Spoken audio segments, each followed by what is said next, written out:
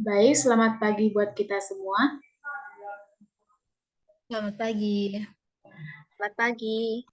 Pada kali ini kami akan mempresentasikan yaitu hasil tugas proyek kami mengenai diagram Turner. Adapun kami dari kelompok 3 yang beranggotakan 4 orang, yaitu dengan Erika Dewi, Martina Sirait, Patricia Simatupang, dan Syakira Adita. Dengan Ibu dosen pengampu, Mem Elfrida Ginting. Next.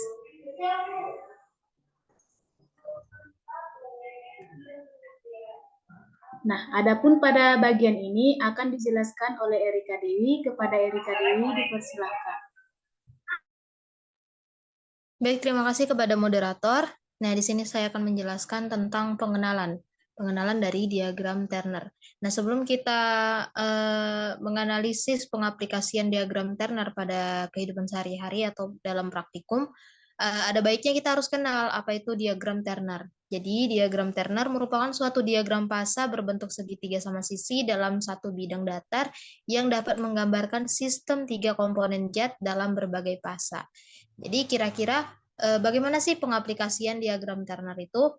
Jadi untuk di sini tuh kami mengambil pengaplikasian diagram Turner dalam sebuah eksperimen. Jadi untuk mengetahui fungsi atau aplikasi dari diagram itu sendiri, dilakukan eksperimen tentang diagram Turner sistem fasa zat cair 3 komponen dari campuran air, kloroform, asam asetat glasial, dan campuran air CCl4 etanol dengan berbagai variasi volume dalam suatu fase cair yang dapat saling melarut. Next.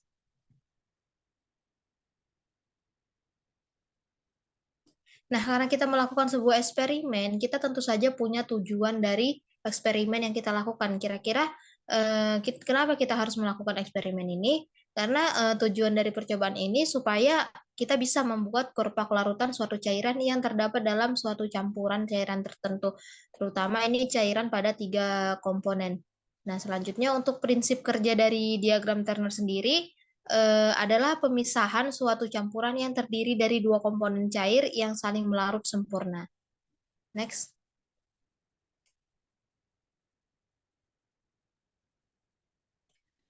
Sedangkan untuk alat dan bahan yang kita gunakan dalam eksperimen ini, untuk alatnya sendiri ada Erlenmeyer yang berukuran 250 mili, ada labu tertutup dengan ukuran 100 mili, ada buret dengan ukuran 50 mili, ada neraka Westphal dan terakhir ada termometer dengan ukuran 100 derajat Celcius. Sedangkan bahan yang kita gunakan pada eksperimen ini ada aquades, asam asetat glasial, kloroform, karbon tetraklorida atau CCl4, serta etanol.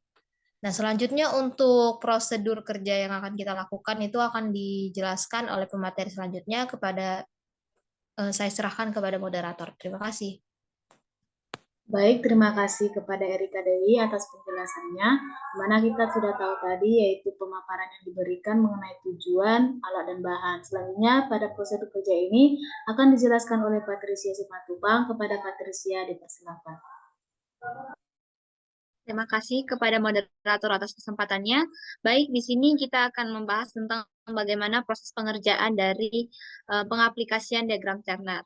Nah, yang pertama adalah kita menyiapkan 5 buah labu Erlenmeyer. Nah, 5 buah labu Erlenmeyer ini nanti akan dimasukkan campuran cairan A dan C, di mana cairan A itu adalah aquades, dan cairan C itu adalah asam asetat glasial dengan jumlah volume yang berbeda-beda. Nah, di mana labu Erlenmeyer yang pertama, kita memasukkan 1 mili aquades dan 9 mili asam asetat glasial. Nah, sedangkan labu Erlenmeyer yang kedua dimasukkan 3 mili aquades dan 7 mili asam asetat glasial. Sedangkan labu Erlenmeyer yang ketiga dimasukkan 5 mili aquades dan 5 mili asam asetat glasial. Labu Erlenmeyer yang keempat dimasukkan 7 mili aquades dan 3 mili asam asetat glasial. Sedangkan labu Erlenmeyer yang kelima dimasukkan 9 mili aquades dan 1 mili asam asetat glasial. Nah, jadi di dalam setiap masing-masing labu Erlenmeyer tersebut terdapat perbandingan yang berbeda antara aquades dan asam asetat glasial. Labu Erlenmeyer yang satu perbandingannya adalah 1/9, labu Erlenmeyer yang kedua 3/7, labu Erlenmeyer yang ketiga 1/1, Labu air lemanyar yang keempat 7:3, dan labu air lemanyar yang kelima adalah 9:1. Nah, tahap yang pertama adalah setelah kita tadi menyiapkan 5 macam labu air lemanyar tersebut, kita akan melakukan pengukuran dengan buret, di mana nanti setiap labunya itu terlebih dahulu kita timbang dulu dengan timbangan arloji. Jadi labu air lemanyar timbang dulu dengan kondisi kosong. Nah, setelah kita timbang, kita masukkan cairan A. Lalu setelah kita masukkan, kita timbang lagi. Nah, kemudian kita masukkan lagi cairan C-nya atau asam asetat glasialnya, lalu kita timbang lagi. Nah, dengan demikian kita perolehlah massa cairan A dan C yang diketahui untuk setiap masing-masing labu tersebut. Nah, tahap yang selanjutnya, setelah kita campurkan ke dalam elemennya 1 sampai 5, lalu kita titrasi dengan zat zat B, di mana zat B-nya itu adalah kloroform. Setelah dititrasi itu sampai warna titik akhirnya berwarna timbul kekeruhan. Itu sampai mencapai titik akhir, di mana nanti diperolehlah volume jumlah kloroform yang digunakan, lalu dicatat berapa banyak titran yang digunakan. Titrasinya itu dilakukan secara perlahan-lahan, di mana nanti setiap labu setelah dilakukan titrasi ditimbang sekali lagi untuk menentukan massa cairan B atau massa cairan kloroformnya dalam setiap labu. Nah, tahap yang ketiga yaitu setelah dititrasi dengan kloroform, lalu cairannya lagi diganti dengan karbon tetraklorida dan dan etanol dengan penambahan cairan air sebagai titrannya. Jadi ada 3 macam, yaitu ada kloroform, ada karbon tetraklorida, ada etanol, dan ada air sebagai titrannya. Baik, untuk hasilan pembahasan saya kembalikan kepada moderator. Baik, terima kasih kepada Patricia yang sudah menjelaskan bagian prosedur kerja. Nah, pada kali ini kita akan membahas yaitu hasil dan pembahasan dari percobaan ini, di mana hasil yang diperoleh yaitu ada 2, yaitu di mana pada diagram Turner ini yaitu suatu diagram fasa berbentuk segitiga sama sisi dalam satu bidang datar yang dapat menggambarkan sistem 3 komponen zat dalam berbagai fasa. Nah, pada eksperimen ini dilakukan percobaan mengenai diagram Turner sistem zat cair 3 komponen dengan metode titrasi. Nah, tadi sudah dijelaskan bahwa tujuan dari percobaan ini untuk menggambarkan kurva kelarutan suatu cairan yang terdapat dalam campuran 2 cairan tertentu. Nah, prinsip fundamental eksperimen ini yaitu suatu pemisahan campuran yang terdiri dari 2 komponen cair yang saling larut dengan sempurna. Nah, pemisahan ini dilakukan dengan menggunakan pelarut yang tidak larut dengan sempurna terhadap campuran, tetapi dapat melarutkan salah satu komponen atau solut dalam campuran tersebut. Nah, dalam eksperimen ini dilakukan dalam 2 percobaan, yaitu percobaan pertama, yaitu cairan yang digunakan adalah air atau aqueous, kloroform, dan asam asetat glasial. Nah, pada percobaan ini, air dan asam asetat dititrasi dengan zat yang tidak larut dengan campuran tersebut, yaitu kloroform. Adapun hasil pengamatan dari percobaan 1 dapat kita lihat pada tabel pertama, di mana terdapat perbandingan volume zat A dan B, ada massa Erlenmeyer kosong, ada massa Erlenmeyer ditambah zat A atau zat A-nya itu zat air, dan ada massa Erlenmeyer ditambah zat A, zat C, yaitu zat C-nya asam asetat glasial, dan pada bagian selanjutnya yaitu ada volume titran yang digunakan, di mana titran tersebut yang digunakan yaitu kloroform. Dan yang terakhir itu ada massa Erlenmeyer setelah titrasi. Nah, pada tabel ini akan lebih jelas lagi dijelaskan pada slide berikutnya. Next.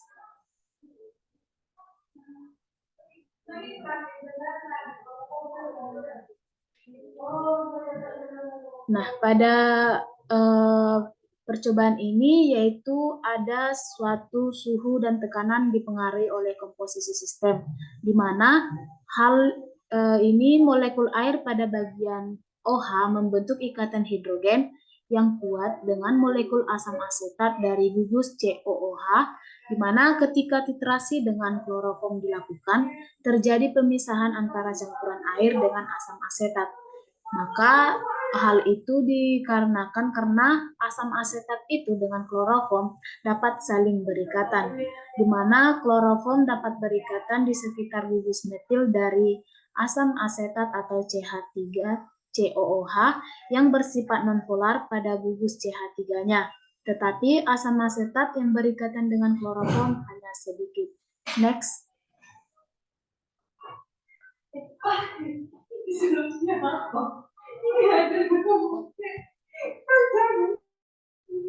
Baik, sekian pemaparan dari saya. Di sini akan dilanjutkan oleh Syakira Adita dalam penjelasan tabel tadi. Kepada Syakira dipersilakan. Baik, terima kasih kepada moderator atas kesempatannya. Nah, di sini saya akan melanjutkan mengenai hasil dan pembahasannya. Nah, jadi seperti yang telah dijelaskan tadi, pada eksperimen ini itu dilakukan percobaan mengenai diagram Turner sistem zat cair 3 komponen dengan metode titrasi. Nah, jadi dalam eksperimen ini itu dilakukan dalam 2 percobaan, di mana percobaan yang pertama, cairan yang digunakan itu adalah air, kloroform, dan asam asetat glasial. Nah, adapun hasil dari pengamatan dari percobaan pertama itu seperti yang tadi telah dijelaskan pada tabel 1, di mana melalui tabel 1 itu dapat terlihat bahwasanya itu dilakukan variasi perbandingan volume antara air dengan asam asetat glasial. Jadi ditemukan suatu kecenderungan bahwa semakin banyak volume air yang dimasukkan ke dalam Erlenmeyer, maka semakin sedikit volume titran dari kloroform yang diperlukan untuk mentitrasi campuran air dengan asam asetat glasial. Nah, di mana itu menghasilkan bahwasanya itu nanti lautan akan menjadi keruh. Sedangkan untuk semakin banyak volume asam asetat glasial yang dimasukkan ke dalam Erlenmeyer, maka nantinya itu didapatkan hasil semakin banyak juga volume titran dari kloroform yang diperlukan untuk mentitrasi campuran air dengan asam asetat glasial menjadi keruh. Nah, jadi dari konsep ini itu merupakan konsep kesetimbangan, di mana kesetimbangan selain dipengaruhi oleh suhu dan tekanan, itu juga akan dipengaruhi oleh komposisi dari sistemnya. Dalam hal ini, air dan asam asetat glasial itu memiliki daya saling larut yang tinggi. Nah, maka ketika titrasi dengan kloroform itu dilakukan, itu terjadi pemisahan di antara campuran air dengan asam asetat. Hal ini dikarenakan asam asetat dengan kloroform CHCl3 itu dapat saling berikatan. Tetapi asam asetat yang berikatan dengan kloroform itu hanya sedikit dan nantinya akan membentuk 2 larutan terner terkonjugasi yang ditandai dengan terbentuknya larutan yang keruh.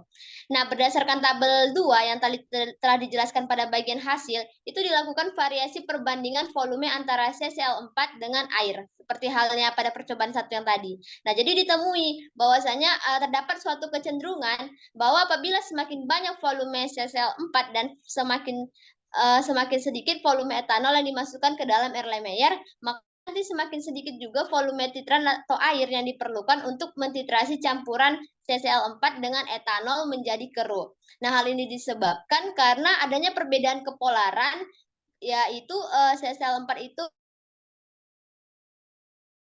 semipolar. Nah, jadi setiap penambahan air pada campuran tersebut itu akan menyebabkan perubahan daya larut antar larutannya. Hal itu kemudian digambarkan dalam diagram Turner. Nah, jadi pada penggambaran diagram Turner percobaan 1 dan percobaan 2 itu diperoleh masing-masing 5 titik dari diagram Turner, di mana masing-masing titik itu akan menggambarkan komposisi-komposisi zat pada tiap campurannya. Jadi dari setiap perlakuan itu berarti nanti diperoleh 5 diagram Turner, yang berarti itu ada 5 titik dalam kelima diagram Turner tersebut. Nah, jadi dengan nantinya menggabungkan kelima titik tersebut, maka nanti akan diperoleh sebuah garis lengkung yang disebut kurva binodal. Nah, jadi kurva binodal yang telah dibuat tersebut akan diperoleh dengan cara menghubungkan titik-titik dari 1 sampai ke 5 dengan menarik sebuah garis kesetimbangan dari susunan masing-masing larutan pada percobaan 1 maupun percobaan 2. Slide selanjutnya.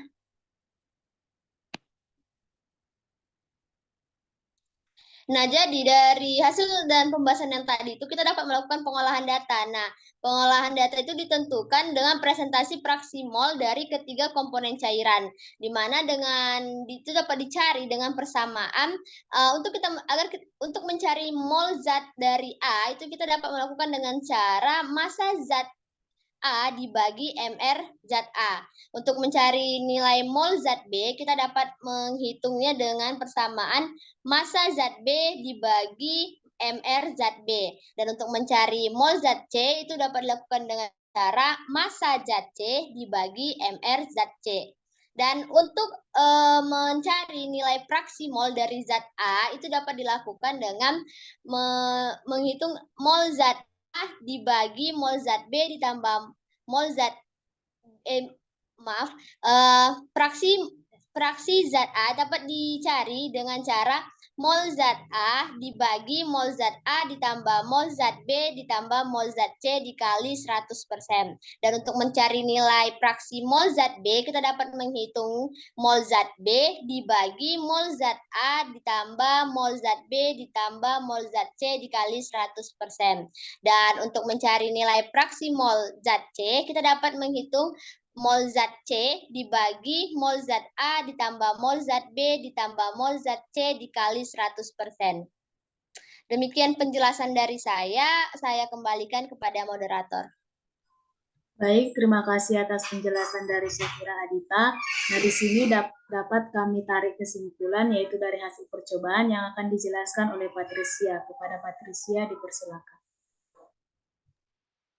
Baik, tadi berdasarkan hasil percobaan yang telah diuraikan oleh teman kelompok kami, maka dapat kita tarik 3 kesimpulan dari pembahasan tersebut.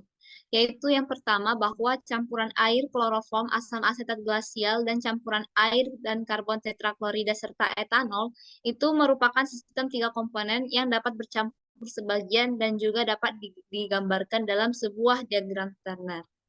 Nah, dan yang kedua adalah asam asetat glasial dan air, asam asetat glasial dan kloroform, air dan etanol serta karbon tetraklorida dan etanol itu dapat tercampur seluruhnya. Tetapi air dengan kloroform dan air dengan karbon tetraklorida itu tidak dapat tercampur seluruhnya. Dia hanya bercampur sebagian saja. Hal ini terjadi karena ada sifat kepolaran di mana air bersifat polar, sedangkan asam asetat glasial dan etanol itu bersifat semipolar, serta kloroform dan karbon tetraklorida bersifat nonpolar. Dan yang ketiga adalah titik akhir titrasi air atau H2O dan asam asetat glasial atau CH3COOH dengan kloroform atau CaCl3 dan di titik akhir titrasi karbon tetraklorida dan etanol dengan air itu ditandai dengan timbulnya larutan kekeruhan. Nah, jadi itulah kesimpulan praktikum yang dapat kami lakukan.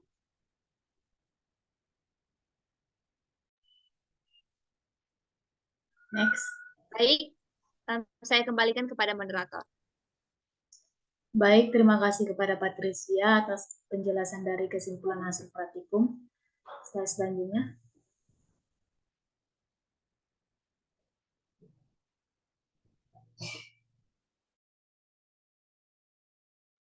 Baiklah teman-teman, sudah di penghujung hasil presentasi. Sekian presentasi yang dapat kami bawakan. Jika ada tutur kata, pemaparan yang kurang berkenan, kami mohon maaf. Akhir kata kami ucapkan sekian dan terima kasih atas perhatiannya. Selamat pagi teman-teman semua.